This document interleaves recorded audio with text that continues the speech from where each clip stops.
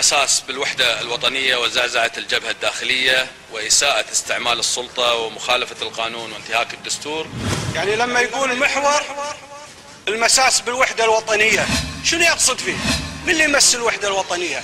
عملية تكسير وتدمير خيم وأكشاك مرخصة من قبل البلدية وسارية الصلاحية. وزير قاعد يطبق القانون، أي مساس بالوحدة الوطنية؟ والغريب بالأمر أن عملية الإزالة تمت في يوم الجمعة. واضح، رجل قاعد يطبق القانون. حرية الاعتقاد وإقامة المشاعر الدينية حق مكفول لكل كويتي. من اللي صار له يومين مقوم البلد، من اللي صار له يومين مقوم البلد، من اللي قاعد طلع بالشارع ويسوي مظاهرات. ما جرى يوم الجمعة من اضطرابات في منطقة الرميثية عشناها من صباح يوم الجمعة حتى منتصف ليلة السبت. اعتقد ان في مسؤول بالبلدية وهو اللي دز له الرسالة، واعتقد انه اذا ما خان الظن انه القطان. وكان دورنا ولله الحمد تهدئة النفوس.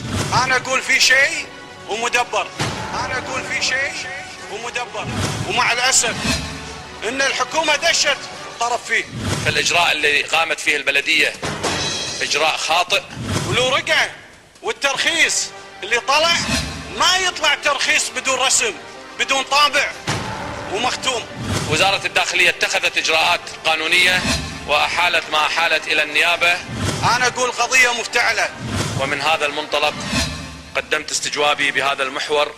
نعم، استجواب شخصاني، استجواب طائفي بالدرجة الأولى، استجواب طائفي بالدرجة الأولى. أن لا توجد هناك أي شخصانية.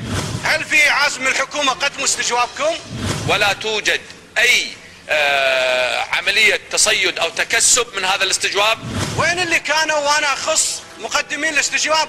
وين اللي كان يطالب بالتدرج؟ فعلا رأيت وارتأيت أن هذا الاستجواب مستحق تماما. وأنا أقول الاستجواب شيعي،